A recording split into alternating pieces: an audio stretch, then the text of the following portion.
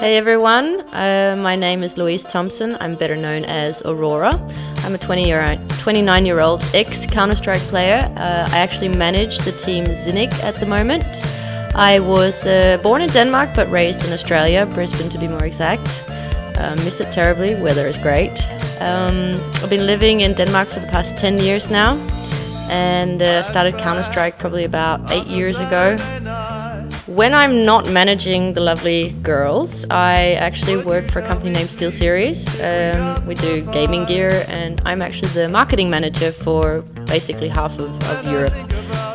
So my normal day actually looks like get up really shit early, go to work, get home around 5:30, 6 o'clock, check out my mails for the girls, see if there's anything that they need to do, and basically then I'd like to dabble a little bit of Dota myself, which is a lot different than CS, but it's also quite fun.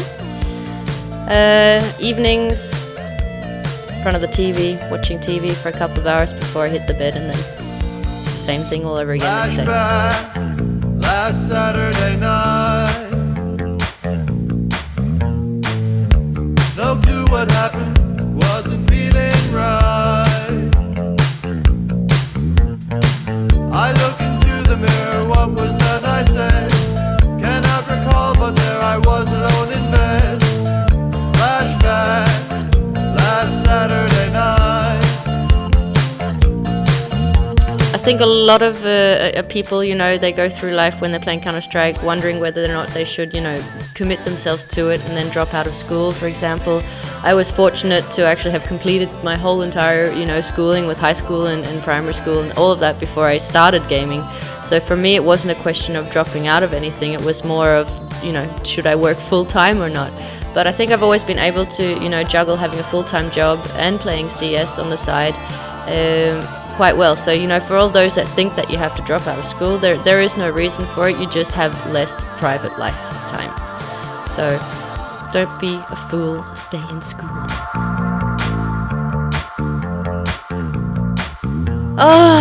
My first team, that was a team called Clan Doom. It was back in 2001, I think. It was a group of friends that we always, got together and held a couple of LANs, once a year.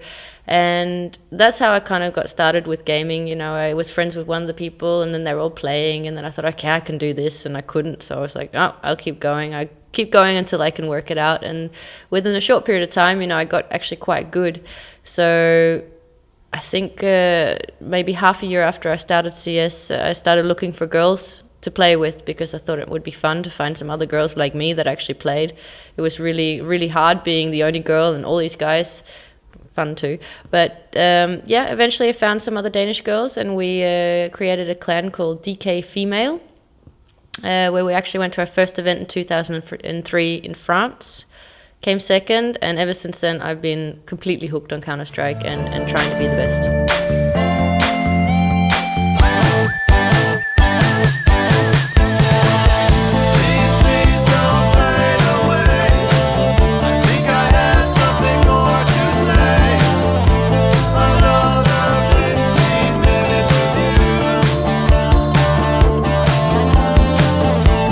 Being manager for the girls, my tasks are anywhere from, getting them to bed at a normal time, making sure that, when we're on location that they behave. I also try to give them a little bit of media training and try to teach them some more English because, they're Swedish girls, so their English is not coming naturally to them. I make sure that they have everything they need when they're out traveling, so they don't all of a sudden, get stuck somewhere and have no way of knowing where they're going. I think the most important task of a manager is to make sure that they can focus 100% on gaming and not have to worry about all the tedious little tiny bits and pieces that, put a team together.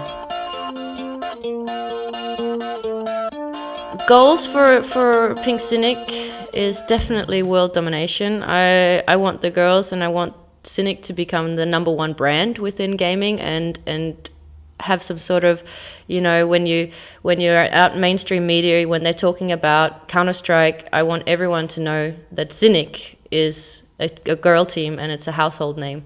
So I think right now it'll take some time before that happens, but hopefully, you know, in the future we'll be the #1 brand to think about. Would you tell me please if we got in a fight? When I think about it, it gets all blurry. Did you take long with me or were you in a hurry? Flashback, last Saturday night.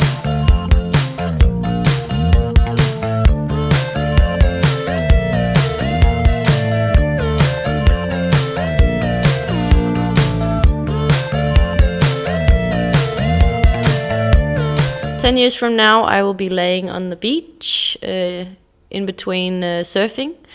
I will not be working.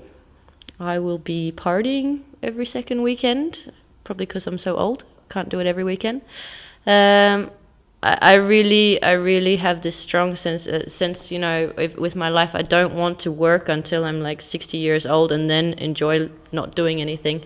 So yeah, another 10 years of hard work and then early retirement, I guess, just doing fun things and experiencing life, traveling, all those kind of things. Sounds good.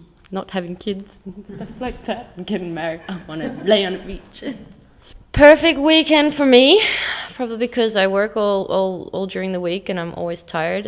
Perfect weekend is just watching TV or playing some computer games on Friday night, sleeping extra long in on Saturday, maybe first get up at 1 or 2 o'clock in the afternoon.